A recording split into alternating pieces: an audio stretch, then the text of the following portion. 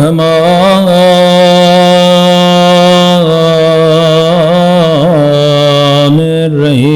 الرحيم الحمد لله رب العالمين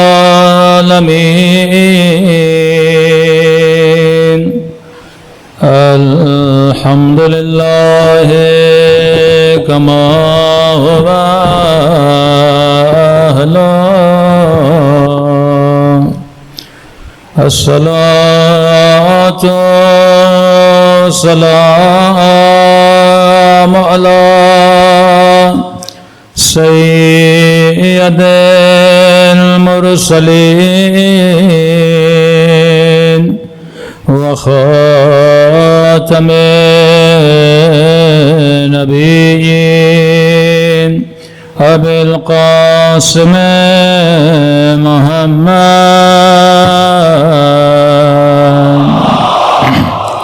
صلى الله عليه وسلم وعلى آله الطيبين الطاهرين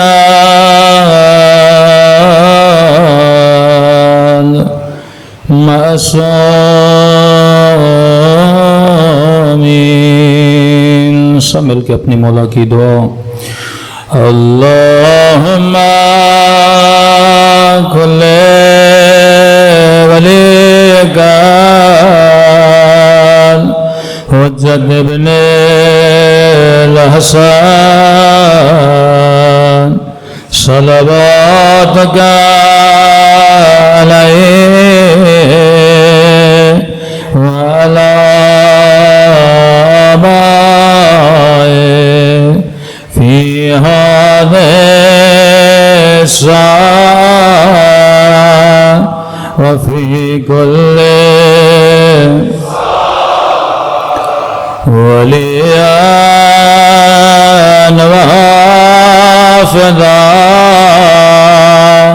وقائدا وناصرا ودليلا حتى تسكنه أرضك تهوى وتمتعه فيها طويلا برحمتك يا أرحم الراحمين. صلوات پڑھیں محمد وآلہ.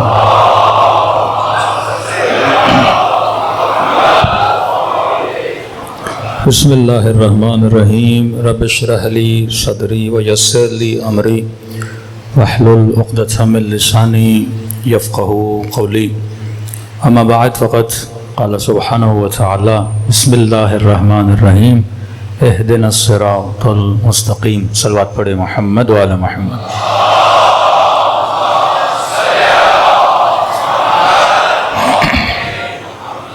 دعا ہے پروردگار عالم ہم سب کی عبادتوں کو اپنی بارگاہ عالی میں قبول فرمائے اور جو مقصد عبادت، مقصد زندگی، مقصد طہارت، مقصد حیات لے کر فرش عزا پہ تشریف لائے، خدا ان مقاصد میں بھی ہم سب کو کامیابیاں نصیب فرما دیں.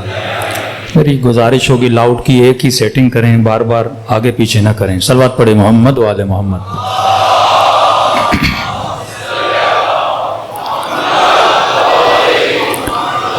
عرض کر رہے تھے کہ اہل بیت علیہ الصلوۃ والسلام نے ایک سیکریٹ نیٹ ورک کے ذریعے سے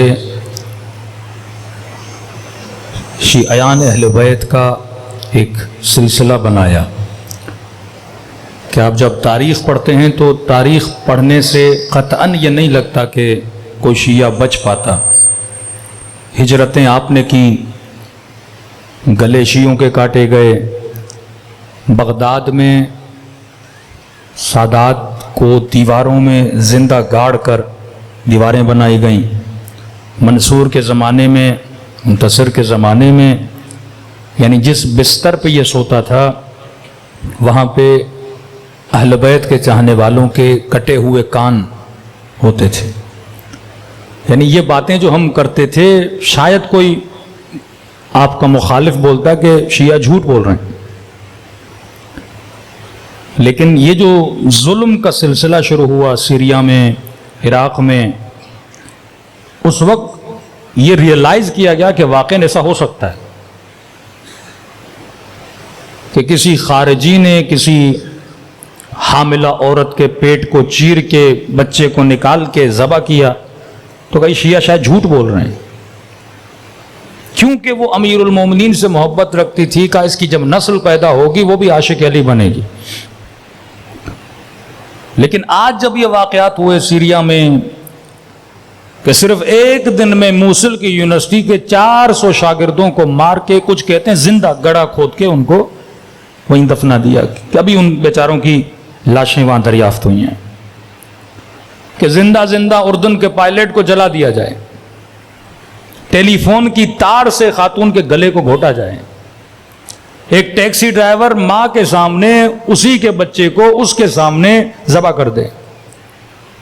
یعنی ایک واقعہ نہیں، سینکڑوں واقعات ہیں کہ سنتے تھے کہ شہداء کے سروں سے ایسے جیسے فٹ بال کے بال سے کھیلا جاتا ہے.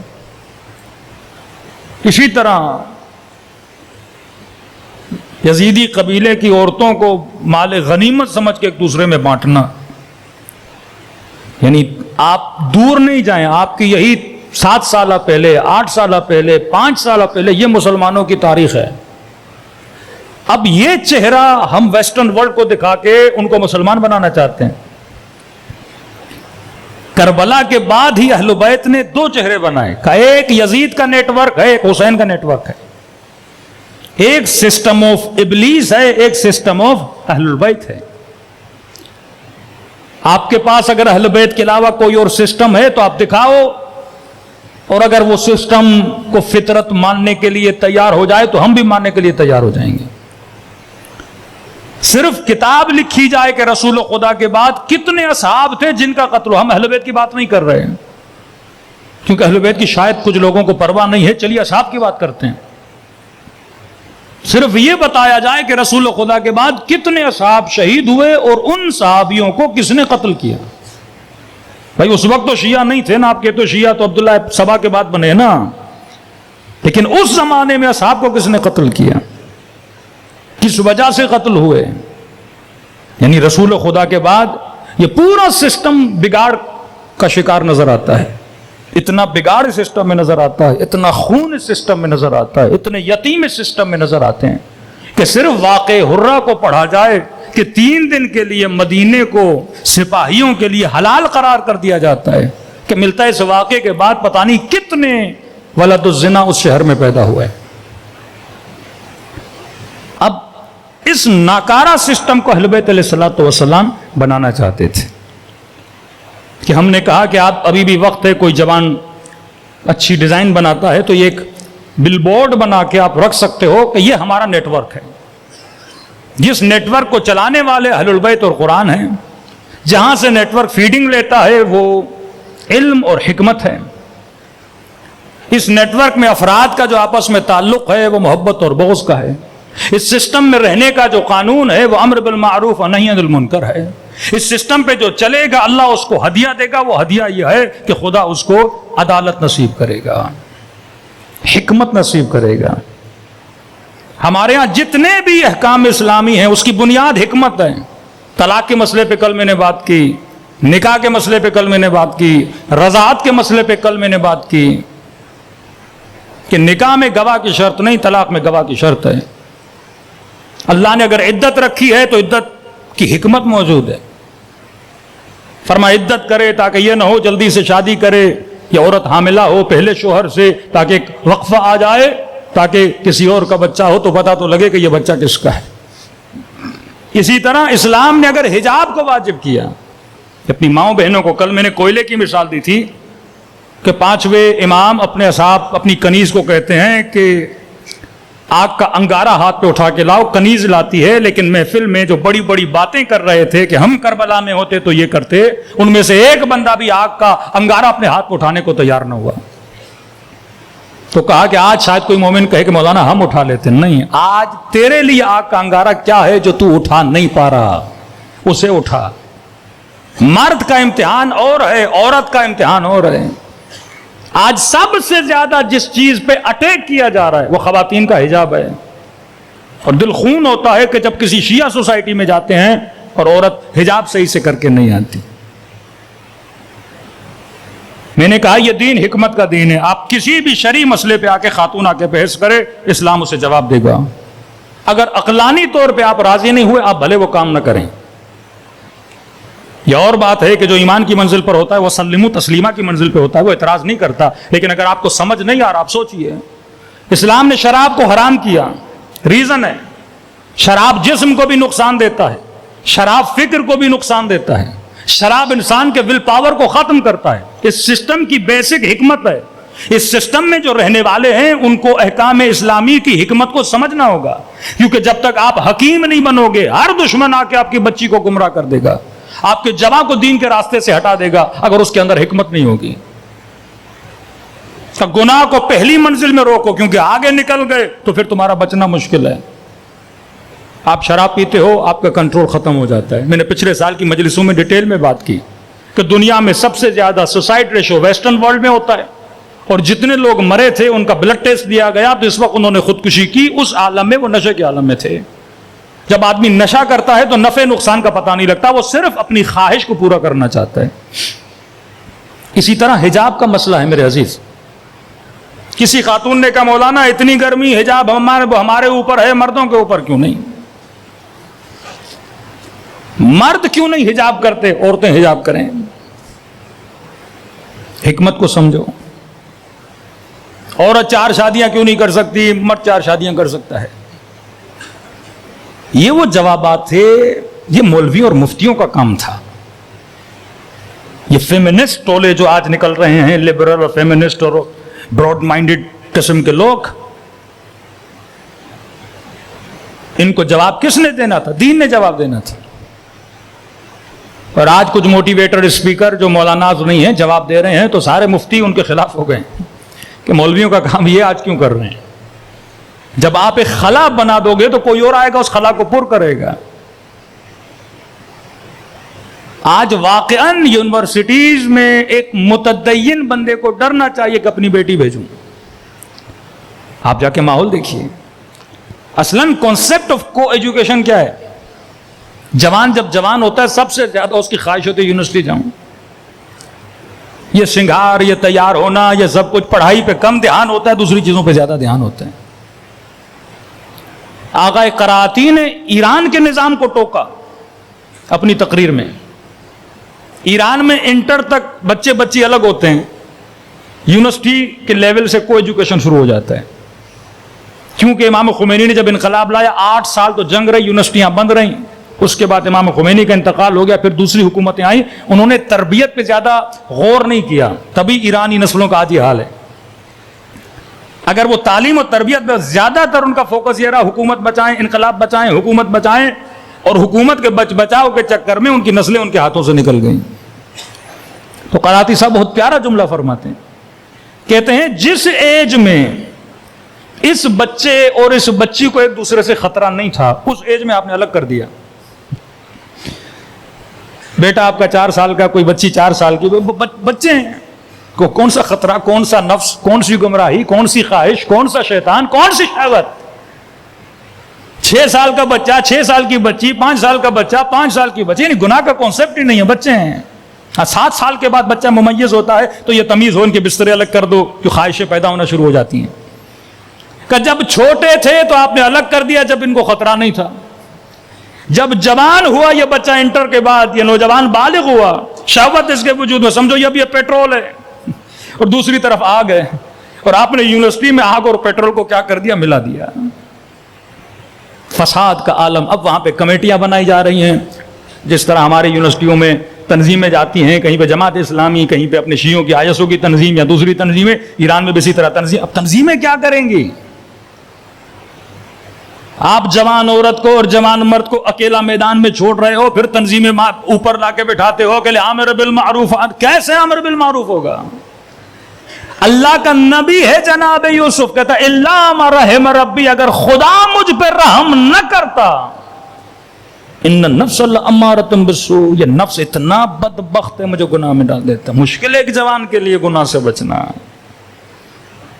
تو جو اسلام قانون بناتا ہے وہ آپ کی شخصیت کو دیکھ کے بناتا ہے.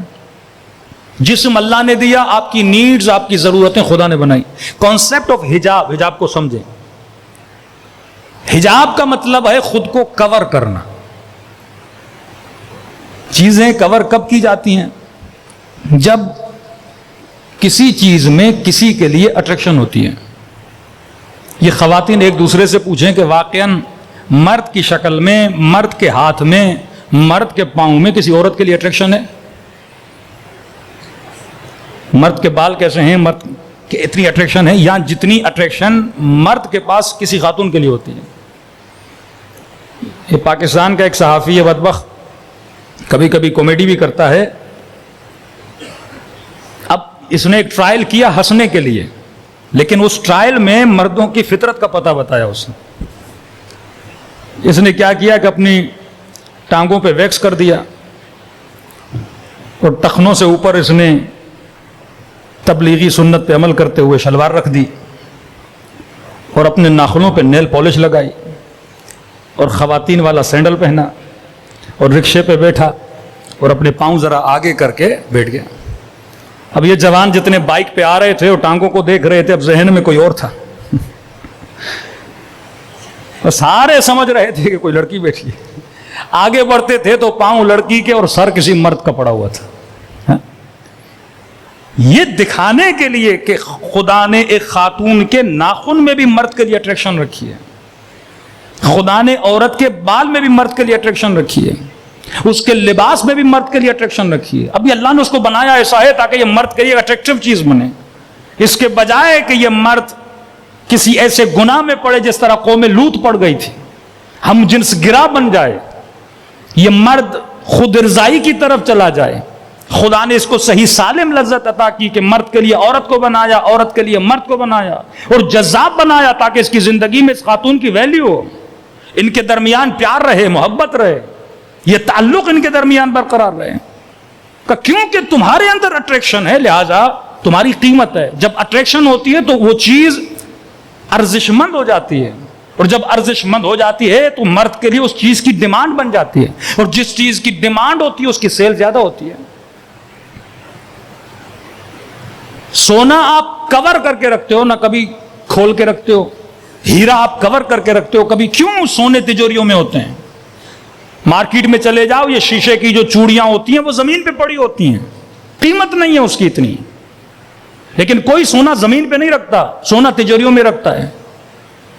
کوئی ہیرا زمین پہ نہیں رکھتا، تجوریوں میں رکھتا ہے. کیوں؟ کیونکہ سونے کے خریدار اس کی ویلیو ہے. اور یہ بات بھی حق ہے، ہمیشہ کاپی کس کی بنتی ہے؟ جس کی ویلیو ہونا. چائنا کے موبائل کی کبھی آپ نے کاپی دیکھی؟ برانڈز کی کاپی بنتی ہے نا. ایپل ہوگا اس کی کاپی بنے گی، سیمسنگ ہوگا اس کی کاپی بنے گی. کبھی بھی فیک چیزوں کی، کبھی بھی جن چیزوں کی ویلیو نہیں ان کی کاپی نہیں بنتی. تو کہا کہ تمہارا وجود ایک مرد کے لیے قابل ارزش ہے، خود کو سستا نہ کر. حق مہر ادا کرے گا، تمہارے لیے رشتہ بھیجے گا، مرضی تمہاری ہے تم خود کو اس کے حوالے کرو نہ کرو. فری کی چیز نہیں ہے. یہ تمہارے پیچھے بھاگے، یہ تمہارے پیچھے دوڑے، یہ تمہاری منتیں کرے. عورت کے لیے ہے کہ وہ ناز کرے، اتنی جلدی نہ مانے، کیونکہ تم سستی چیز نہیں ہو. کیونکہ اٹریکشن ہے لہذا اس کے لیے کیا رکھا؟ حجاب رکھا. خود کو کور کرو. بالوں میں اٹریکشن کا بال کور کرو. ہاتھوں میں اٹریکشن ہے اگر خوبصورت ہے کسی خاتون کی کا کور کرو، کیونکہ اٹریکشن پیدا ہوگی وہ تمہاری طرف توجہ کرے گا، تمہیں حاصل کرنا چاہے گا. اور اگر انسان کا نفس اتنا پاک اور پاکیزہ اور باہمت نہیں ہے، انسان جلدی خود کو کھو بیٹھتا ہے. تو کانسیپٹ آف حجاب کور کرنا. اب ہم نے کیا کیا کہ ہم خاتون حجاب تو کرتی ہے پر اس کانسیپٹ پر نہیں چلتی. کانسیپٹ یہ کہ خود کو ڈھانپو، ہر وہ چیز جس میں اٹریکشن ہے اسے ڈھانپو. اب کیا کیا؟ سر پہ دوپٹہ رکھ دیا، مثلاً لباس تنگ پہنا، تو یہ حجاب نہیں ہوا، کیونکہ حجاب کا کانسیپٹ پورا نہیں ہوا. آپ مجلس امام حسین میں آ رہے ہو پر ہدف امام حسین کو حاصل نہ کرو، مجلس کا کوئی فائدہ نہیں. ہدف امام حسین سوچ کو بلند کرو، ہدف امام حسین اللہ سے دوستی کرو، ہدف امام حسین جہنم سے دور ہو جاؤ، جنت کے قریب ہو جاؤ، ہدف امام حسین حرام سے بچو، حلال کی طرف آؤ، ہدف امام حسین واجب پر عمل کرو، محرمات سے بچو، یہ ہدف امام حسین ہے۔ مجلس میں آؤں رشوت جاری رہے، مجلس میں آؤں حرام کاریاں جاری رہیں، مجلس میں آؤں شراب پینا جاری رہے، مجلس میں آؤں زنا جاری رہے، مجلس کا کوئی فائدہ نہیں۔ امام رضا کا فرمان ہے جو اللہ کی دربار میں توبہ کرے اور نیت یہ ہو کہ کل میں پھر جا کے گناہ کروں گا، فرمایا یہ توبہ نہیں کر رہا، یہ اللہ کا مذاق اڑا رہا ہے۔ ہر چیز امام بارگاہ بنی ایک ہدف ہے نا، ذکر ہو، گھر بناتے ہو ہدف ہے رہوں، گاڑی بناتے ہو سفر کروں، موبائل لیتے ہو یوز کروں، لیکن چیزیں لو اور استعمال نہ کرو تو کوئی آپ نے اس ہدف پہ عمل نہیں کیا۔ ہدف حجاب یہ خود کو کور کرو، اپنی اٹریکشنوں کو چھپاؤ۔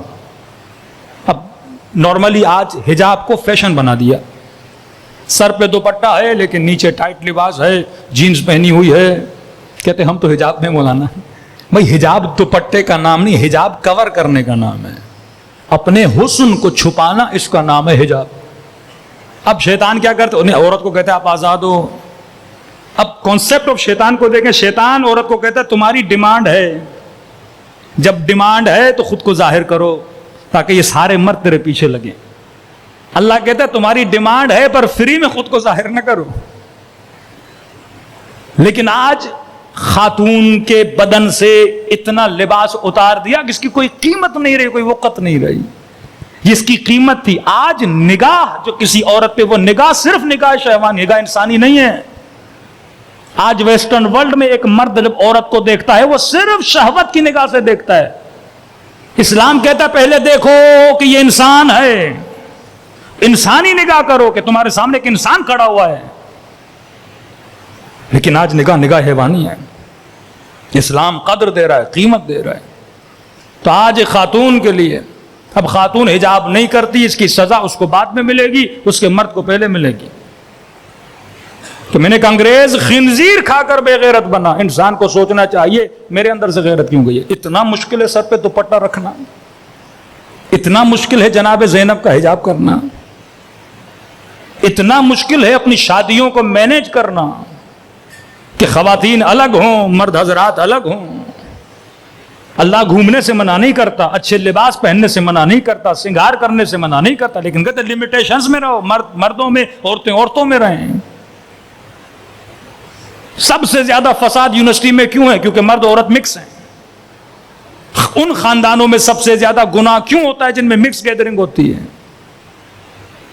کیونکہ جب آگ اور پیٹرول کو ملاؤ گے آپ گناہ سے بچ نہیں سکتے کہ بندہ کہے میں پانی میں جاؤں لیکن میرا بدن گیلا نہ ہو۔ یہ حکمت اہل بیت نے سکھائی کہ اگر جتنا خاتون خود کو کور کرے گی اتنی ہوسران مردوں کی گناہ بھری دعوت سے بچی رہے گی، جتنا خود کو ظاہر کرے گی اتنا گناہ میں خود بھی پڑے گی اور اس مرد کے ہاتھوں کو اور اس کی نیت کو بھی گناہوں میں آلودہ کرے گی۔ صلوات پڑھے محمد و آل محمد پہ۔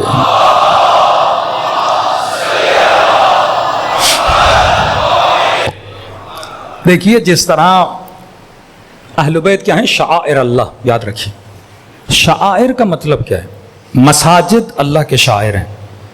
بعض لوگ کہتے ہیں آپ مسجدوں پہ خرچہ کیوں کرتے ہو، مجلسوں پہ خرچہ کیوں کرتے ہو؟ تو ہم ان کو جواب دیتے ہیں آپ حج پہ اتنا خرچہ کیوں کرتے ہو؟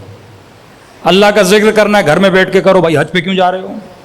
سال میں اتنے ہزار بکرے، بھینسیں، اونٹ، بیل کیوں کاٹتے ہو؟ یہ پیسے یتیموں کو دو، کسی غریب کا علاج کروا دو۔ ایک بندے کا حج پہ 14-15 لاکھ خرچہ آتا ہے، کیا ضرورت ہے بھائی 7 چکر لگا کے واپس آتے ہو؟ کہ نہیں، شعائر اللہ ہے، خرچ کرو تاکہ اللہ کی یاد زندہ رہے۔ امام حسین پہ خرچ کرتے ہیں تاکہ یاد حسین زندہ رہے۔ شعائر، یہ حجاب بھی من شعائر اللہ ہے، نماز بھی شعائر اللہ ہے۔ لا یخافون لومۃ لائم، ملامت کرنے والوں کی ملامت سے مومنین نہیں ڈرتے۔ کہ مولانا شرم آتا ہے، یونیورسٹی جاتی ہوں ساری لڑکیاں ماڈرن ہوتی ہیں، سر پہ دوپٹہ نہیں ہوتا، میں حجاب کر کے جاؤں؟ ऑकवर्ड लगता है, बैकवर्ड बोलते हैं। मोमिन नहीं है ये जो किसकी मलामत से डर जाए। अमीरुल मोमिनीन फरमाते हैं, मेरे अपने दुश्मन के लिए जितना वो अपने बातिल पे बज़िद है, तू अपने हक पे क्यों नहीं? उसे गुनाह करने में शर्म नहीं आती, उसे बदन से लिबास उतारने में शर्म नहीं आती, उसे 4 मर्दों के साथ ताल्लुक बनाने में शर्म नहीं आती। तुझे अपने हया पे शर्म आती है, तुझे अपने हिजाब पे शर्म आती है। फासिक तरीन शहर में इमाम ज़ैनुल आबिदीन अगर आबिद बनते हैं, अलम बन जाते हैं आबिदों का, कि वक्त का बादशाह इंतजार में हजर अस्वद को बोसा दूं, लेकिन जब चौथे इमाम आते हैं लोग रास्ता देना शुरू कर देते हैं, क्योंकि निशानी बन गए, उब्बाद की निशानी बन गए, सुलहा की निशानी बन गए। हिजाब करना भी इबादत है। और कोई मर्द अपनी बाहिजाब बीवी को किसी मॉल में ले जा रहा है, किसी जगह पे ले जा रहा है, एक ऐसी जगह, एक ऐसा मॉल जहां पे सारी खवातीन ने हिजाब नहीं किया हुआ, ये एक बाहिजाब खातून जब उस माशरे में चढ़ती, किसकी तबलीग कर रही है? हिजाब की तबलीग कर रही है। एक नेक नौजवान जब 4 शराबियों, जानियों, राशियों में जाके बैठता है, ये तबलीग कर रहा है नेकी की। तबलीग सिर्फ जबान से नहीं, अपने पहनावे से भी तबलीग है। आप हिजाब के साथ चल रहे हो, ये आपकी तबलीग है। चेहरे पे सुन्नत रसूल सजा कर चल रहे हो, ये आपकी तबलीग, आपका चलना इबादत है। अहले बैत ने सिर्फ लिख के अपने मकतब को नहीं फैलाया, अपने किरदार से, अपनी रफ्तार से, अपने लिबास से। क्या हर मुसीबत में आप पढ़ते हो कि सैदानियों की चादरें छीनी? क्यों इस बात पे इतना एम्फसाइज किया जाता है? क्योंकि अहले बैत के लिए बड़ी अहमियत की बात थी। और मसाइब जनाब ज़ैनब पे रोए और सर पे हिजाब ना हो। आज ये जंग है, जंग शैतान और जंग लश्कर हुसैन, कि वाकई आज हम यजीद के लश्कर में हैं, इमाम हुसैन के लश्कर में। ये अमल से पता चलता है। दावा करना बहुत आसान है कि मौला हम करबला में होते जान कुर्बान करते, एक आग का अंगारा हाथ पे नहीं उठा पा रहे थे। लेकिन जनाब मुस्लिम इब्न अकील, जनाब औसजा, जनाब हानी इब्न उरवा, 90 साल का बूढ़ा, किस कदर इन्होंने अपने ईमान को संभाल के रखा। मैसम तम्मार, हुज्र इब्न उदय, अरे दूर क्यों जाते हो? यही इनकलाब इस्लामी ईरान को देख लो, शहीद हुजजी जैसे जवान देख लो, जिन्होंने ये नहीं देखा कि अभी नई नई शादी हुई है, अल्लाह ने बच्चा दिया है। माओ ने ये नहीं देखा कि मैंने 4 बच्चे कुर्बान कर दिए, एक बेटा बाकी, कम से कम उसे तो रखूंगा नहीं। अगर एक आलिम के कहने पर बच्चा कुर्बान आज न कर सकूं, तो इमाम जमाना के कहने पर भी नहीं कर सकूंगी। ये साबित किया कि मौला आपका नायब है, अगर हुक्म दे रहा है, मैं मां 5 बच्चे कुर्बान कर रही हूं। खुदा ने तब उनको इज्जत दी। तो मेरे अजीज, ये मकतब हिकमत का मकतब है। अब एक सिफत, मेरा एक दूसरा अशरा है, सिर्फ उसका छोटा सा वाकया यहां पे नकल कर रहा हूं, ताकि आपको पता लगे कि अहले बैत ने इस नेटवर्क के लोगों को एक दूसरे के साथ जब जोड़ के रखा, तो किस सिफत पे ज्यादा एम्फसाइज किया। असल बात पढ़े, मोहम्मद वाले मोहम्मद।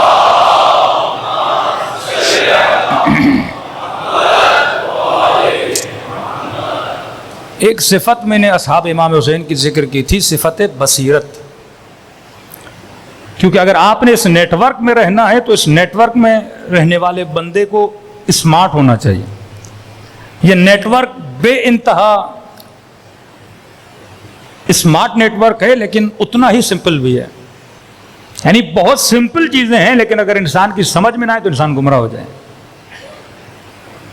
चौथे इमाम, 5वें इमाम की महफिल में जिस तरह आप बैठे हैं, लोग आते थे। इस नेटवर्क की इब्तदा रखी रसूल खुदा ने, और रसूल अपने असहाब को, अपनी उम्मत को क्लू देते थे कि जब हम न रहें और परेशान हो जाओ, तो फरमा इन चीजों पे तवज्जो रखना, दुश्मन कुछ भी करे तुझे गुमराह नहीं कर सकेगा। आप देखते हैं ना लश्कर इमाम हसन में कुछ लोग टूट जाते हैं, कुछ लोग रुक जाते हैं। कुछ भी हो जाए, मालिक अली को नहीं छोड़ रहा, अम्मार अली को नहीं छोड़ रहा, अबू अय्यूब अंसारी अमीरुल मोमिनीन को नहीं छोड़ रहे, मैसम तम्मार, कंबर, हुज्र इब्न उदय अमीरुल मोमिनीन को नहीं छोड़ रहे। جناب کمیل سر کٹا دیا. کون سی طاقت تھی کہ یہ علی کو نہ چھوڑے؟ کہتے ہیں بصیرت. سامنے بھی وہ لوگ ہیں. آپ یہ مت سمجھیے کہ خوارج کو پتا تھا کہ علی اچھے ہیں تبھی علی کے مقابلے میں گئے. نہیں، خوارج لٹرلی یہ سمجھتے تھے کہ علی باطل پر ہے. دھوکہ کھا گئے. ایک بندہ اپنے بدن پہ بم باندھ کے آتا ہے اور خود کو اڑاتا ہے، اسے کوئی شوق نہیں خود کو مارنے کا. اسے یہ منوایا گیا ہے کہ یہ کام کرو گے تو جنت میں جاؤ گے. اسے یہ بتلایا گیا ہے کہ اس کے مارنے سے جنت میں جاؤ گے. کہ افغانستان میں جب ایک بندے کو پکڑا تو اس کی جیب میں چمچ بھی پڑے ہوئے تھے. کا خودکشی اور مارنا تو اپنی جگہ، چمچ کیوں رکھے ہیں؟ کہ مفتی صاحب نے کہا جب مرو گے تو پہلا کھانا رسول خدا کے ساتھ ہے، تو ساتھ میں لہذا چمچ بھی لے دیے تھے تاکہ زحمت نہ ہو وہاں پہ ملائکوں کو چمچ لانے کی. اس قدر برین کو واش کیا جاتا ہے کہ وہ لٹرلی سمجھتے ہیں. وہ مسلمان جو ہمیں کافر کہے یا مشرک کہے، اس کے ذہن کو یہ منوایا گیا ہے کہ یہ اسی طرح ہے. اب سوال یہ ہے وہ پھنسا کیوں؟ کل مجھے کوئی گمراہ کرے، وہ کیسے کرے گا؟ کہ ہمارے جوان بے دین نہیں ہوتے؟ کہ ہمارے اندر محسن نقوی جیسے شیعہ نہیں ہیں؟ کہ ایسے لوگ نہیں جو کہتے ہیں جس محفل میں حجاب والی عورتیں ہوں تو ہم تو جانا ہی پسند نہیں کرتے؟ نام تو لگا ہوا ہے نا، آگے پیچھے شیعوں کا نام لگا ہوا ہے نا. ملیں گے آپ. یہ پٹڑی سے کیسے اترے؟ ایک بندہ گمراہ کیسے ہوتا ہے؟ رسول کے ساتھ رہنے والے علی کے ہاتھوں میں رسی باندھ رہے ہیں. جسے رسول یہ کہیں کہ زبیر اتنی غور سے علی کو کیوں دیکھ رہے ہو؟ کہ یا رسول اللہ آپ نے کہا علی کے چہرے کو دیکھنا عبادت ہے. کہ ایک وقت آئے گا تو علی کے مقابلے میں آئے گا.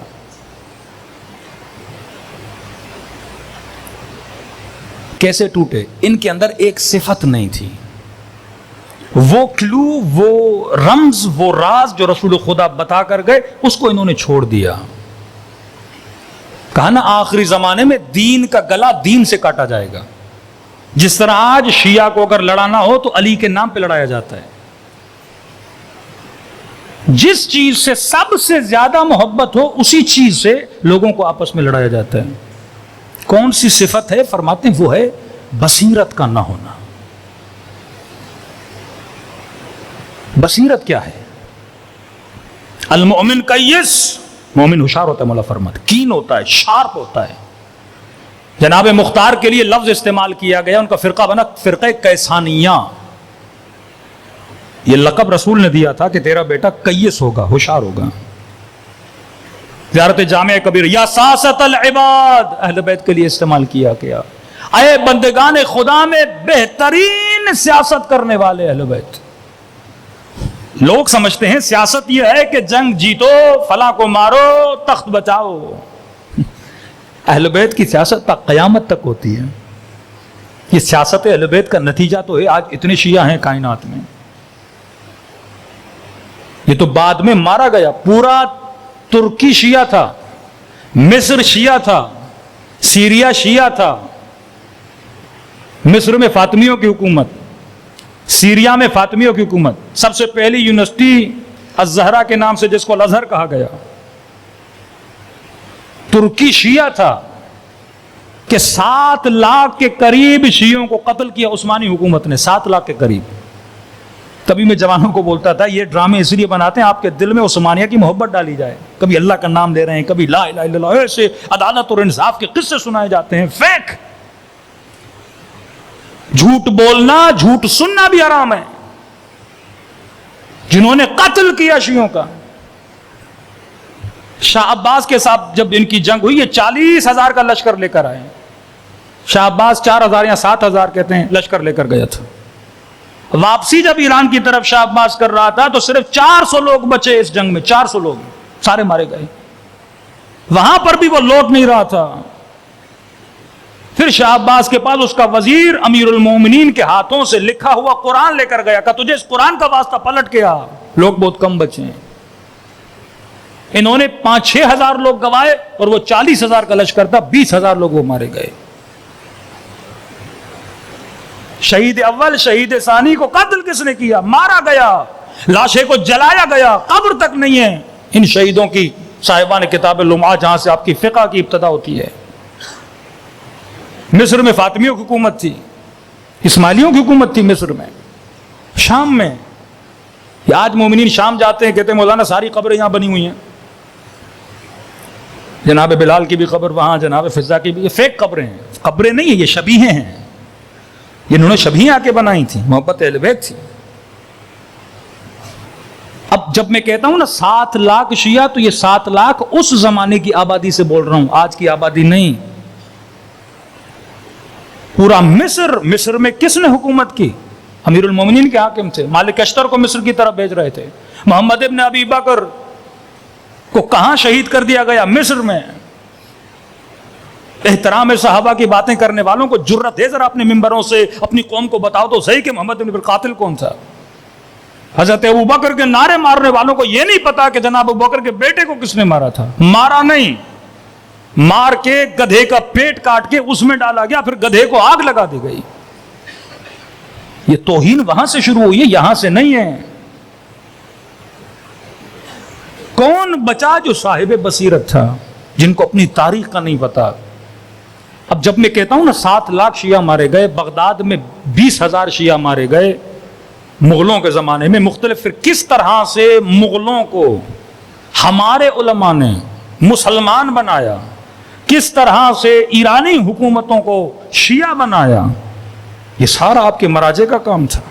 یہ ساری وہ تربیت محمد اور آل محمد تھی کہ ایک طرف کربلا میں نواز رسول کو شہید کر دیا جاتا ہے، صرف ان کے چند نسل میں سے بچے بچتے ہیں، امام زین العابدین کی صورت میں، حکومتیں ان کی، طاقتیں ان کے پاس، میڈیا ان کے پاس، لیکن اس کے باوجود بھی خدا آپ کی تعداد میں اتنا اضافہ کرتا ہے، عزتیں آپ کو عطا کرتا ہے۔ یہ وہ تربیت اہل بیت۔ کیا سکھایا اہل بیت نے؟ اپنے شیعوں کو بابصیرت بنایا کہ تم نے مختلف زمانوں میں فتنوں کا مقابلہ کیسے کرنا ہے۔ تھوڑا اشارہ دوں گا، ایک واقعہ میرے دوسرے ٹاپک کا ہے وہ ایڈ کروں گا، پھر آپ کو یہاں سے بتاؤں گا کہ کربلا میں وہ شقی کس طرح شقی بنا۔ بصیرت کے لیے نبی نے اس نیٹ ورک میں رہنے والے لوگوں کو کچھ کلو دیے۔ مثلا مولا علی کا ہاتھ بلند کر کے کہا من کنت مولا فہذا علی مولا، یہ کلو دے رہے ہیں، رمز دے رہے ہیں، مطلب اس علی سے کبھی دشمنی نہ کرنا۔ دوست بھی مانتے ہو نا، مطلب یہ دوستی کے لائق ہے، دشمنی کے لائق نہیں۔ انا مدینۃ العلم وعلی، یہ جو پڑھ رہا ہوں مصدق شیعہ سنی مانتے ہیں، انا مدینۃ العلم وعلی بابا، میں شہر علم ہوں اور علی کیا ہے؟ دروازہ۔ مطلب علم لینا ہو، فیصلہ کرنا ہو، قضاوت میں پھنسو، الجھنوں میں پھنسو تو دروازہ کون ہے؟ علی ہے۔ انا مدینۃ الحکمت وعلی بابھا، میں شہر حکمت ہوں، عقل ہوں، اگر حکمت کی باتیں سننی ہو تو کس کے پاس جانا؟ علی کے پاس جانا۔ یا علی انت منی بمنزلت ہارون من موسیٰ، جس طرح ہارون موسیٰ کا جانشین تھا، اسی طرح علی تو میرے لیے ویسے ہی ہے جیسے موسیٰ کے لیے کیا تھا؟ ہارون تھا۔ یا عمار تقتلک فئۃ باغیہ، اے عمار تجھے ایک باغی ٹولہ مارے گا۔ یہ رمز و راز ہیں کہ جب پھنس جاؤ مشکلات میں، نبی فیوچر کو دیکھ رہے ہیں، امت کو بچانا چاہتے ہیں۔ بعض جو نوجوان کہتے ہیں یا رسول خدا کلیئر کر کے کیوں نہیں گئے اور امت اتنی لڑ پڑی، الیاذ باللہ نبی نے ہمیں الجھا دیا۔ نہیں میرے عزیز، یہ کلو دے کر جا رہے ہیں۔ زمانے پہ کسی کا کنٹرول نہیں ہے، آج آپ کے پاس طاقت ہے، کل کسی اور کے پاس طاقت ہے، آج آپ کی فوج بھاری ہے، آج آپ کا قبیلہ مضبوط ہے۔ عوام کے لیے نبی کلو دے کر جا رہے ہیں، اے عمار، اے مسلمان، اے محمد کا کلمہ پڑھنے والے، عمار کو کون مارے گا؟ باغی فرقہ مارے گا۔ پھر علی مع الحق والحق مع علی، علی حق کے ساتھ ہے، حق علی کے ساتھ ہے۔ یہ نہ دیکھنا حق کہاں جا رہا ہے، یہ دیکھنا علی کہاں جا رہا ہے۔ پھر خندق میں بتا رہے ہیں علم کی بات، علم اسے دوں گا، فضائل امیر المومنین، یہ وہ ہے جو اللہ سے محبت کرتا ہے اور اللہ اس سے محبت کرتا ہے۔ پھر مباہلے میں ان کو لے کر آتے ہیں کہ یہ وہ ہیں جن کی جھوٹی قسم بھی کوئی نہیں کھا سکتا۔ یہ جہاں آ جائیں، ان کے مقابلے میں جو آئے وہ تباہ و برباد ہو جاتا ہے، کیا بتائیں۔ اور پھر جاتے جاتے کہہ رہے ہیں قل لا اسألکم علیہ اجرا الا المودۃ فی القربى، کوئی بہانہ رہ جاتا ہے امت کے پاس، اپنی زوجہ کو بتا، یہ کلو دے رہے ہیں کہ اے عائشہ، اے میری زوجہ، اگر فلاں جگہ سے گزرو اور فلاں کے کتے بھونکنے لگیں تو سمجھ جانا یہ راستہ صحیح نہیں ہے، کلو دے رہے ہیں۔ یہ اور بات ہے کہ یہ بی بی جب گزرتی ہیں تو ساتھ والے لوگ تھے، انہوں نے کہا کہ نہیں، نہ وہ کتے ہیں نہ وہ جگہ ہے۔ وہ کہہ رہے نہیں، ہم لوگوں کو بلاتے ہیں، 4-5 لوگوں کو بلایا، کہ ان سے آپ پوچھئے، ان کو پیسہ کھلایا، انہوں نے کہا نہیں وہ جگہ نہیں ہے۔ اور کیا دے رسول خدا، اور کیا بتا کے جائیں؟ فاطمہ بضعۃ منی، سیدہ شباب اہل الجنہ، جنت کے جوانوں کے سردار ہیں۔ بھائی جوانوں کے سردار ہیں تو مطلب جنتی ہیں، جو جنتی ہے اس کے مقابلے میں کیسے جا رہے ہو؟ اس قدر عقل سے پیدل کہ حسین کو کہہ رہے ہیں بغضاً لأبیک، تیرے بابا کی دشمنی میں آئے۔ ارے جس سے محبت کرنی ہے تو دشمنی کر رہے ہیں۔ یہ تھے صاحبان بصیر۔ اب بچا کون؟ جس نے عمار بچ گیا، اس نے کہا نہیں، علی حق کے ساتھ۔ مالک بچ گیا، کہا نہیں، اس سے دوستی کرنی ہے۔ میں سمیت عمار بچ گیا، سلمان فارسی بچ گیا، ابو ایوب انصاری بچ گئے۔ کتنے اصحاب رسول تھے جو امیر المومنین کے ساتھ چلے؟ ابو ذر غفاری، جناب بلال، کیونکہ یہ صاحبان بصیرت تھے۔ رسول کے بعد ایک ایک صحابی کے دروازے پہ سیدہ جاتی ہیں، میرے بابا کا فرمان بھول گئے؟ کہا من کنت مولا فہذا علی مولا۔ کوئی کہتا تھا یاد نہیں، کوئی کہتا تھا کیا ہے، بصیرت نہیں تھی۔ اب امام نے اس نیٹ ورک کے افراد کی تربیت ایسی کی کہ مشکل سے مشکل بات کر گئے لیکن شیعہ سمجھ گئے۔ اب یہ شاید آپ نے سنا ہو، لیکن میں نے آج یہ جہاں بھی پڑھا ہے مجمع کنفیوز۔ چھٹے امام، امام جعفر صادق علیہ الصلوۃ والسلام،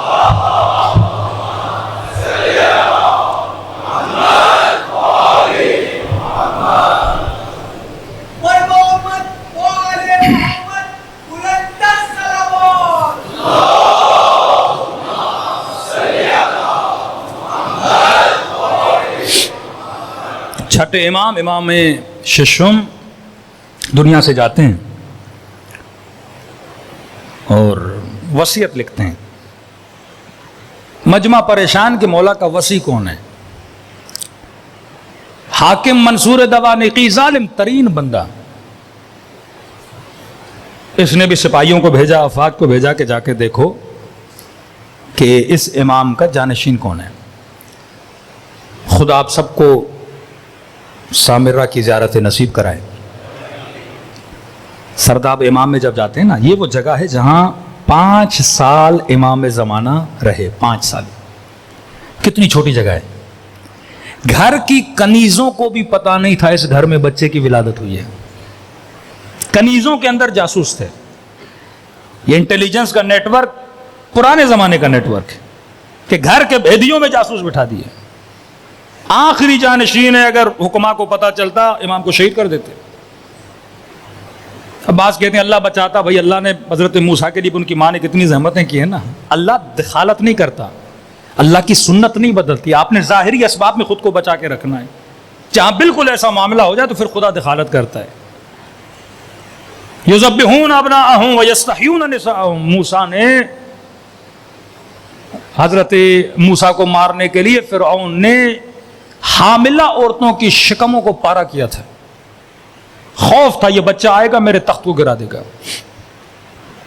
تو معصومین چھٹے امام کے بعد ایک ایسا ماحول بنا، پتہ چل جاتا کہ امام ہیں۔ اس وقت منصور کے زمانے میں تو مسئلہ ہوتا۔ تو اب سپاہی کھڑے ہیں، انٹیلیجنس کے لوگ کھڑے ہیں کہ پتہ چلے جانشین کون ہے، اور سپاہیوں کو بھیجا جیسے اعلان ہو جانشین کا پتہ چلے آپ ان کو پکڑ کے لائیں یا شہید کر دیا جائے یا جو بھی۔ اب امام یہ خط لکھ رہے ہیں کن لوگوں کے لیے؟ جن کو بابصیرت بنا چکے ہیں، جن کو تربیت دے چکے ہیں، جن کو کلو دے چکے ہیں۔ ایک ایسا خط جس سے دشمن بوکھلاہٹ کا شکار ہو جائے پر اپنے سمجھ جائیں کہ مولا کیا کہنا چاہتے ہیں۔ کیسے وہ بتاتا ہوں۔ اب پریشان کہ مولا کا جانشین کون ہے۔ میرے چھٹے امام نے خط میں لکھا کہ میرے 5 جانشین ہیں۔ پہلا جانشین منصور دوانقی۔ اب وہ آئے تھے کس کو پکڑنے کے لیے؟ امام کے جانشین کو۔ اور امام نے کہا میرا جانشین کون ہے؟ منصور दवानिकी। दूसरा जानशीन वाली मदीना, दोनों जालिम। तीसरा जानशीन मेरी बीवी। चौथा जानशीन मेरा बेटा अब्दुल्ला अफ्ताह, जिस्मानी तौर पे इमाम का ये बेटा माजूर था। पांचवें जानशीन मूसा काजिम। ये परेशान हो गए भाई, कौन जानशीन? मंसूर को जाके बताया आपको बना करके, उसने कहा मामले को छोड़ दो, वो तो वहीं से पीछे हट गया। सीधे साधे शिया परेशान हो गए, भाई मंसूर कैसे? अपनी जिंदगी में जिससे मौला इजहार बरात करते रहे, जिस वाली के लिए कहते रहे, इनके पीछे जाके नमाज जुमा और नमाज भी पढ़ी है तो तुम्हारी नमाजें गलत हैं। के बाद शिया उन्हीं बातों को लेके कहते हैं कि इमाम की ग़ीबत में नमाज पढ़ना सही नहीं है। ये उस जमाने के वालियों के लिए था। परेशान हुए, इबहाम में चले गए, भाई मौला तो कंफ्यूज करके चले गए। आम बंदा कंफ्यूज हो जाता है, जिस तरह उम्मत रसूल के बाद क्या हो गई, कंफ्यूज हो गई। अबू हमजा समाली जो शिया बाबसीरत था इमाम का, दुआए अबू हमजा समाली चौथे इमाम के जमाने से, कब्र अमीरुल मोमिनीन के किनारे पे बैठा है और तफसीर कुरान का दर्स दे रहा है। किसी ने आकर कहा कि अबू हमजा समाली तुम्हारा इमाम जाफर इब्न मोहम्मद दुनिया से रुखसत हो गए। कहते अबू हमजा समाली ने जैसे सुना गम के मारे गश खाया। जब होश में आया तो पहला सवाल किया, जानशीन कौन है? तो कहा अबू हमजा।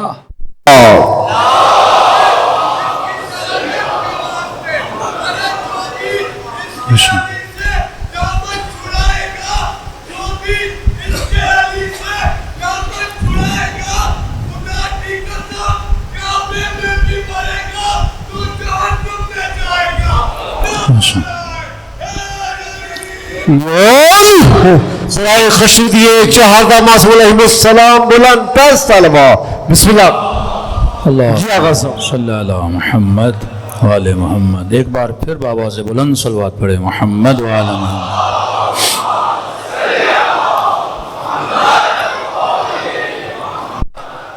तो फरमाया मेरे 5 जानशीन हैं, मंसूर दवानिकी, वालिये मदीना, जोजा, एक बेटे का नाम लिया अब्दुल्ला जिस्मानी तौर पे माजूर, और 5वें इमाम मूसा काजिम।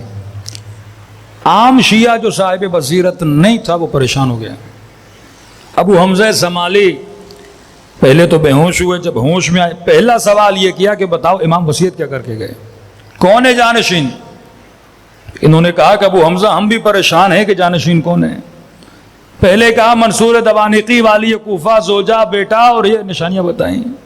कि जैसे अबू हमजा समाली ने सुना तो पहला जुमला अल्हम्दुलिल्लाहिल्लज़ी हदाना, का खुदा का शुक्र है उसने जाफर सादिक के जरिए मुझे हिदायत अता फरमाई। वो परेशान हो गए कि हम कंफ्यूज हैं कि इमाम कौन, और आप कह रहे हैं अल्लाह का शुक्र है कि अल्लाह ने क्या अता की है, हिदायत अता की है। का कंफ्यूज वो हो जो साहिब बसीरत नहीं, वो इमाम जो अपने लेक्चर्स में अपनी बातों में ये क्लू देकर गए कि शराइत इमामत क्या होती हैं। का ये 5 नहीं, ये उन 5 नामों में शराइत भी बताई हैं और जिक्र इमाम भी कर गए हैं। शराइत इमामत क्विज के क्वेश्चन होते हैं ना, 5 ऑप्शन दिए जाते हैं। पहली शर्त इमामत के इमाम कौन होगा? आदिल होगा, मतलब जालिम नहीं होगा। दूसरी शर्त इमामत के इमाम आलिम होगा। तीसरी शर्त इमामत के इमाम जो इमाम बनेगा जिस्मानी तौर पर उसमें कोई नक्स नहीं होना चाहिए। ऐसा कोई काना है इमाम नहीं हो सकता, माजूर है इमाम नहीं हो सकता, बरस की बीमारी है, कोई ऐसी बीमारी है जो लोगों की नजरों में आती है, कोई ऐब जाहिरी उसके बदन में हो तो वह न इमाम हो सकता है न नबी हो सकता है। और कहा कि जितने इमामों का जिक्र किया है मासूमीन ने, मसलन कहा कि 12 जानशीन होंगे, एक भी जानशीन में औरत का जिक्र नहीं है, मतलब इमाम औरत नहीं हो सकती। कि अब तू नाम बता, मंसूर दवानिकी जालिम है, इमाम नहीं। हाकिम वाली मदीना जालिम है, इमाम नहीं। जो जोजा बताई वो औरत है, इमाम नहीं हो सकती। जिस बेटे का जिक्र किया वो जिस्मानी तौर पे माजूर है, इमाम नहीं। बच गया एक ऑप्शन और वो है मूसा काजिम अलैहिस्सलातु वस्सलाम।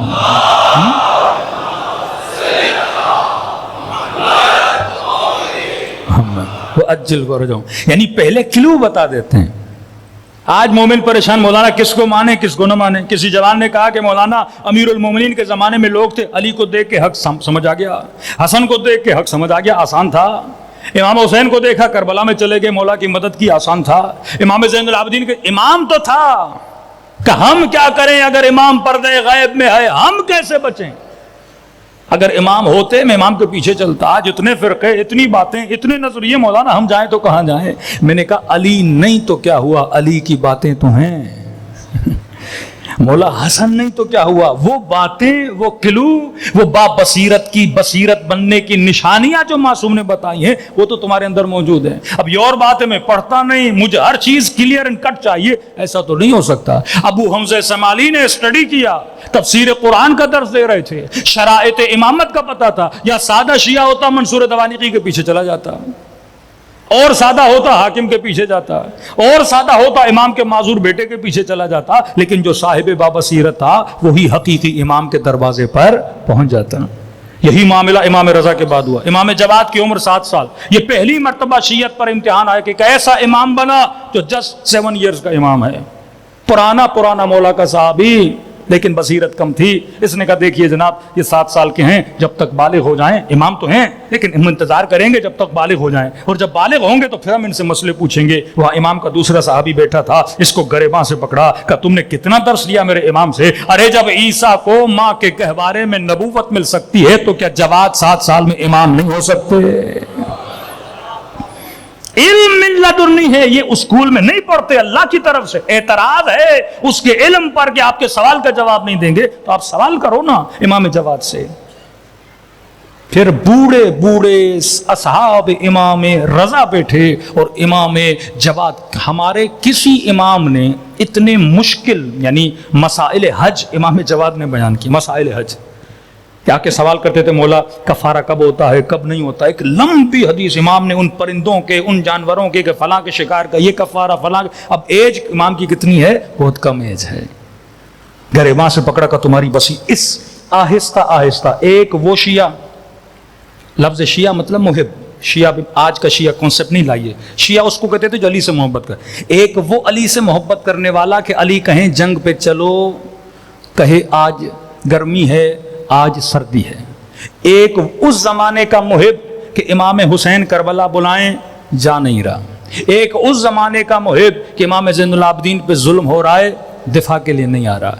एक उस जमाने का इमाम के छठे इमाम के घर को आग लगा दी जाती है, दिफा के लिए आगे नहीं बढ़ रहे। ये आहिस्ता आहिस्ता शिया डेवलप होता गया। अब 7वें इमाम इतने साल जिंदान में रहे पर शियों का नेटवर्क नहीं टूटा। ऑर्गेनाइजेशन ऑफ लॉ, वो कला इतने बनाए मेरे इमाम ने, जगह जगह उनको भेज दिया। 8वें इमाम का जमाना, वली अहदी की दावत होती है, निशापुर तक आते हैं, हजारों की तादाद में लोग कागज और कलम लेकर आते हैं सिर्फ इमाम की एक हदीस को लिखने के लिए। आहिस्ता आहिस्ता डेवलप करते जा रहे हैं। एक वो शिया है जो इमाम हाजिर व हाई, जिसने रसूल ने जिसको कांधों पे उठाया उसको बुला रहे हैं, कूफे से वो आ नहीं रहा। और एक वो शिया है जो 7 साल के इमाम को भी इमाम मान रहा है।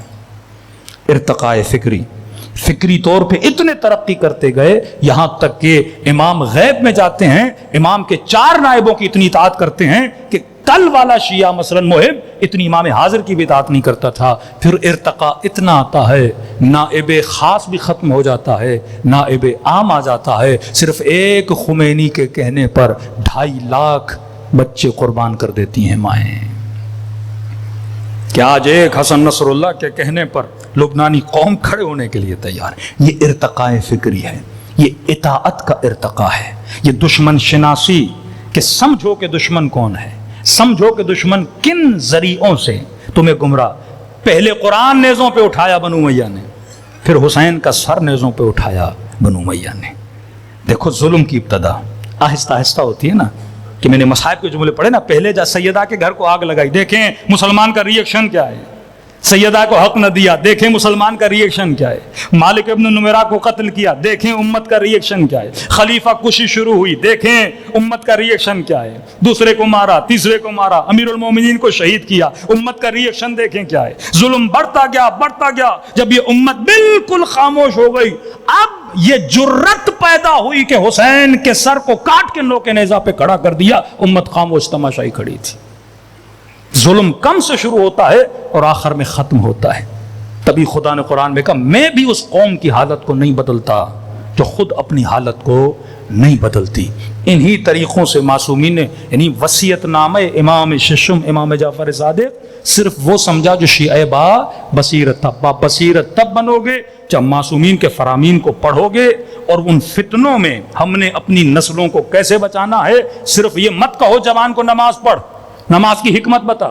صرف اپنی بیٹی کو نہ کہو کہ حجاب کر، حجاب کی حکمت بتا کہ اس کے فائدے کیا ہیں. شراب نہ پی، نہیں، یہ سمجھاؤ کہ شراب پینے کے نقصانات کیا ہیں.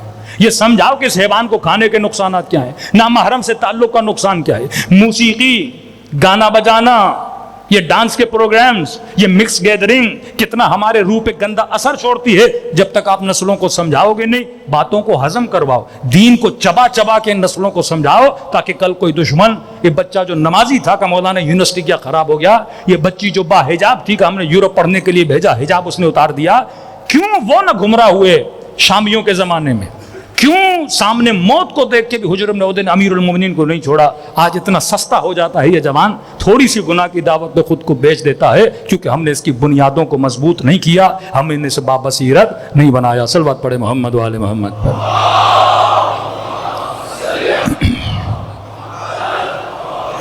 کیونکہ آج لائٹ چلی گئی، وقت بہت زیادہ ہو گیا. ایک ملعون ہے، نام ہے شبس ابن ربیع، اس کا ذکر میں کل کروں گا. بڑی اس کی زندگی کا اتار چڑھاؤ ہے کہ آپ دیکھیں کہ جس کو امیر المومنین نے جنگ نہروال میں اپنا علم بردار بنایا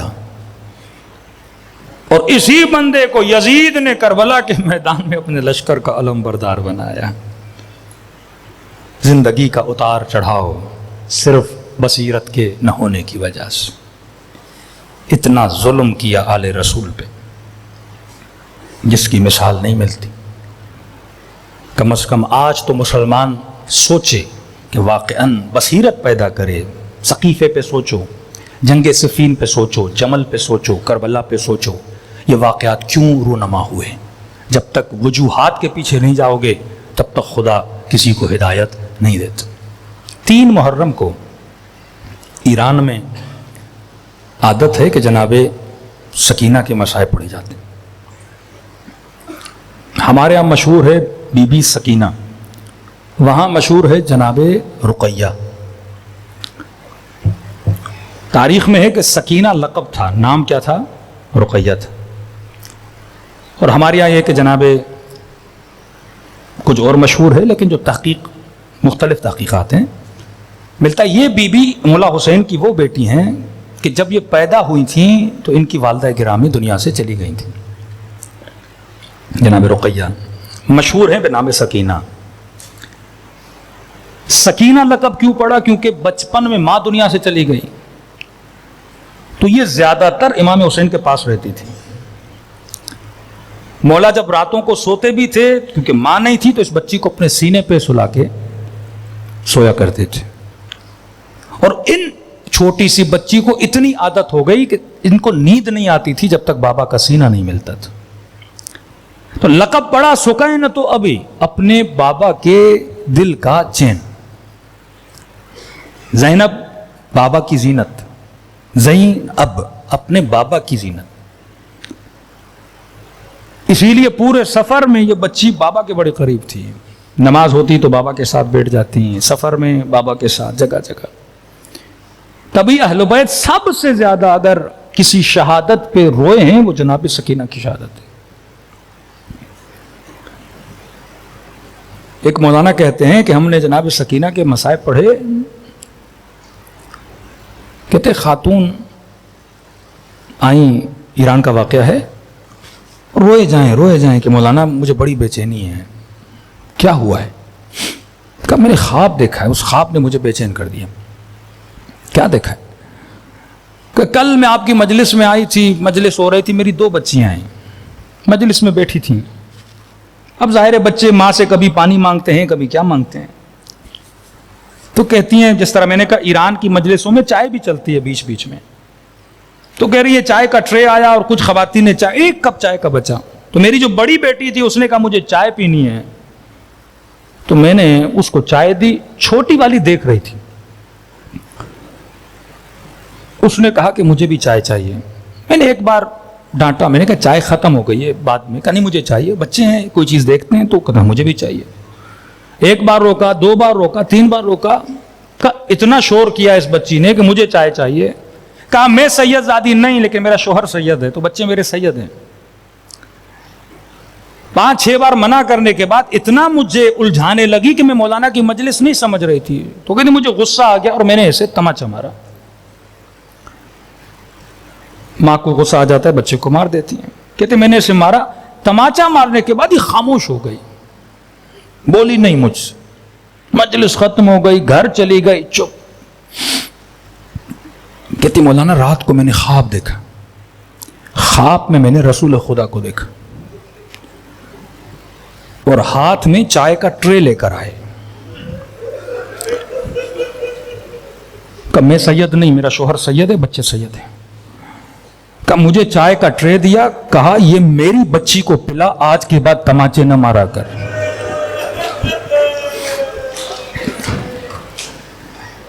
کہ جب سے خواب دیکھا ہے مجھے سکون نہیں ہے. مولانا نے سمجھایا, یہ رسول سمجھانے کے لیے آئے تھے کہ بچوں کو مارا نہ کرو. نسلوں کے اتنے فاصلے کے بعد بھی اگر کوئی سید بچی کو تماچا مارے, رسول برداشت نہیں کر رہے. بی بی زینب فرماتی ہے زندان شام میں جب غسالہ اس بچی کو غسل دینے لگی نا, تو کہا اس کی پیٹھ پہ کالے نشان دیکھے ڈر گئی. کہا اس بچی کی ماں کہاں ہے؟ یتیمہ بچی, ماں کہاں آگے بڑھتی. بی بی زینب نے کہا میری بچی ہے. کہا بی بی یہ بتا اس بچی کو کوئی بیماری تھی؟ کہا کیوں؟ کہا اس کی پیٹھ پہ اتنے کالے نشان کیوں ہیں؟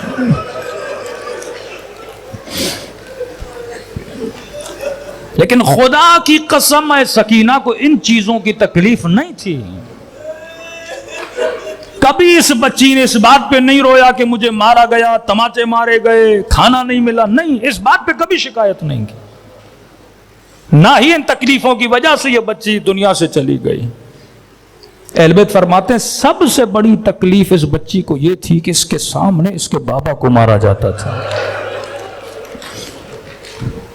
جس بچی کی ماں نہ ہو, جو صرف بابا کے سینے پہ پلی ہو,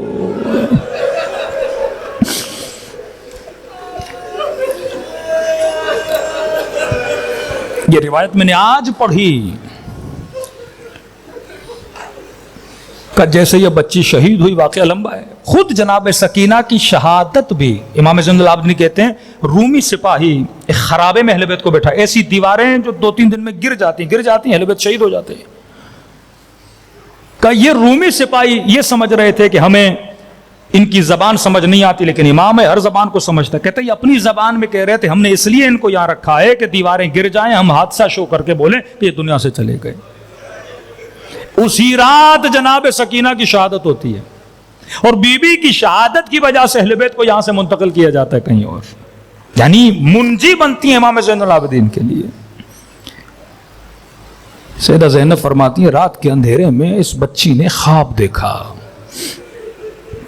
خواب میں دیکھتی ہیں کہ بابا آئے ہیں اسی طرح جس طرح گھر میں سینے پہ سلاتے تھے. سکینہ کو سینے پہ سلایا ہے. اب یہ خواب دیکھ کے نیند سے اٹھتی ہیں, جیسے اٹھتی ہیں تو پھر کہتی ہیں میرا بابا کہاں ہے, میرا بابا کہاں ہے. کہتی اتنا روئیں کہ اشقیاء کی نیندیں خراب ہو گئیں. اس لئی نے کہا یہ بچی کیوں رو رہی ہے؟ کہ بابا کو یاد کر رہی ہے. کہ ایک کام کر, بابا کا سر بھیج تاکہ ہمیشہ کے لیے چپ ہو جائے. اتنے نزدیک سے سکینہ نے بابا کا سر پہلے نہیں دیکھا تھا.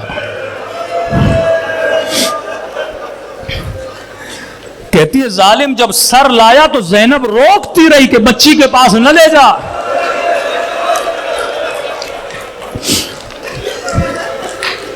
دو روایتیں, ایک روایت سر دیکھا, بچی نے ایک لفظ نہیں بولا, اسی چپی میں دنیا سے چلی گئی.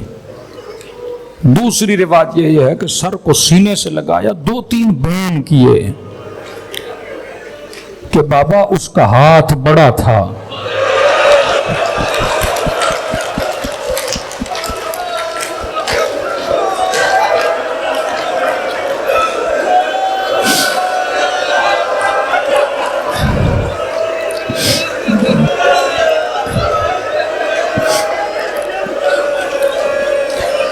میرا رخسار چھوٹا تھا. آج اس بی بی کی شہادت نہیں پڑھ رہا, صرف رب دے رہا ہوں تاکہ کربلا کی طرف تیرا دل چلے. سیدہ زینب فرماتی جب روح پرواز کر گئی تو کہا سب بیبیوں میں سے زیادہ جو بی بی رو رہی تھی وہ ام کلثوم تھی. اتنی تڑپیں, اتنا روئیں, اتنا بلبلائیں کہ بی بی زینب نے کہا ام کلثوم کیا کر رہی ہو؟ ہم بڑے ہیں, ہم نے بچوں کو حوصلہ دینا ہے. اگر آپ ہی حوصلہ نہیں رکھیں گی تو بچے کیا کریں گے؟ ام کلثوم اتنا رو کیوں رہی ہو؟ کہ بہن زینب ایک منظر یاد آ رہا ہے. کہ کون سا منظر؟ کہا جب شام کے بازار میں یہ بچی میرے گود میں تھی, شامی بچوں کے ہاتھوں میں روٹیاں تھیں. سکینہ کی نگاہ جب روٹی پہ پڑی نا, آہستہ سے میرے کان میں کہا پپی اماں مجھے بہت بھوک لگی ہے.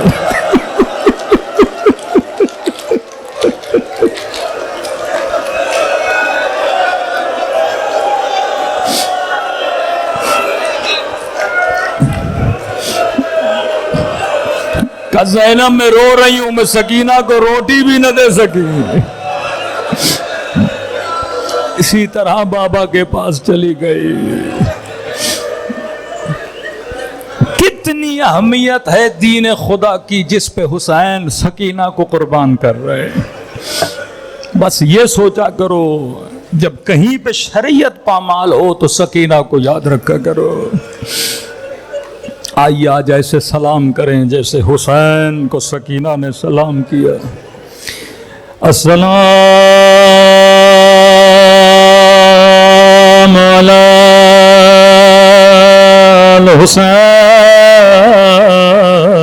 الحسین وعلی علی ابن الحسین وعلی اولاد الحسین وعلی اصحاب حسین کی صدا بلند ہو. السلام علی وعلی علی ابن وعلی اولاد وعلی اصحاب. سب مل کے السلام علی الحسین وعلی علی ابن وعلی اولاد وعلی اصحاب. میرا سلام ہو اس بیمار بچے پہ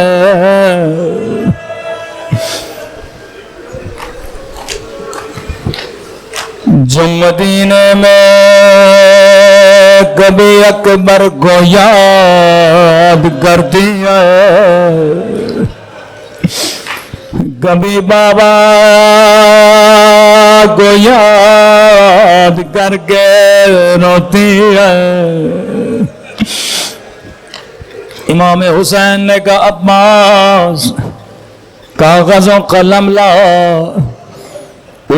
ان کے نام لکھو جو ہمارے ساتھ سفر پہ چلیں گے. غازی عباس کہتے ہیں میں نے سارے نام لکھے لیکن مولا نے زہرا کا نام نہ لکھایا. مولا کیا زہرا نہ چلیں گے؟ فرمایا عباس میری زہرا بیمار ہے. زینب کو کہو زہرا کی چار پائیں صحن میں رکھے، ہر بی بی زہرا سے خدا غافل کرے، اس بیمار بچی کو صحن میں رکھا گیا۔ یہاں ہر بی بی آتی تھی زہرا کو سینے سے لگاتی تھی اور کہتی تھی خدا حافظ زہرا، اگر زندگی رہے تو پھر ملیں گے، لیکن جناب زہرا خاموش، ساری بیبیاں خدا حافظ کرتے گئے، آخر میں بی بی زینب کی باری آئے، زہرا کو سینے سے لگایا، کہا خدا حافظ زہرا، اگر زندگی رہے تو پھر ملیں گے۔ بچی نے دونوں باہیں پھوپھی کے گلے میں ڈالے، روکے گا پھوپھی اماں میں سمجھ گئے، میرا بابا واپس نہیں آئے گا، میرا علی اکبر واپس نہیں آئے گا۔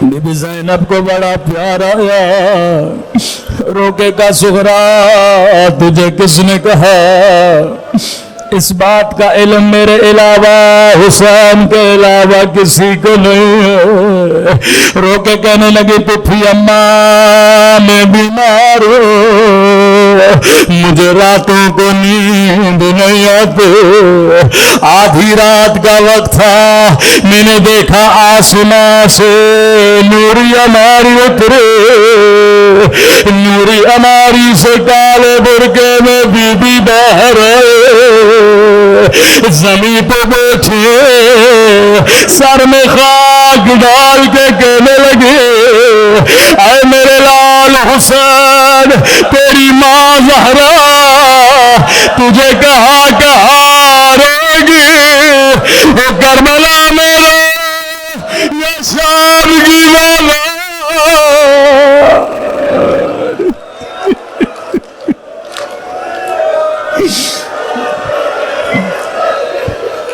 زینب کو بڑا پیار آیا، امام حسین کی خدمت میں آئے، فرمایا حسین اگر زہرا کے نہ چلنے کی وجہ اس کی بیماری ہے، میں زینب وعدہ کرتی ہوں خیال رکھوں گے، اپنے ہاتھوں سے کھانا کھلاؤں گے۔ امام نے کہا بہن زینب میرا دل بھی ہے زہرا کو لے کر چلو، لیکن زینب حسین کی مجبوری سمجھو، حسین کیسی مجبور ہے۔ بہن زینب جتنے بچے چل رہے، کسی کی شکل بابا علی سے ملتی ہے، کسی کی شکل نانا رسول سے ملتی ہے، کسی کی شکل حسن سے ملتی ہے۔ بہن زینب میرے جانے کے بعد تیرے ہاتھوں میں رسیاں، تیرے سر سے چادر، میرے زہرا کی شکل اماں زہرا سے ملتی ہے، میں کیسے برداشت کرے اماں کی شبی شرابی کے درمیان شامیہ کی بازار میں۔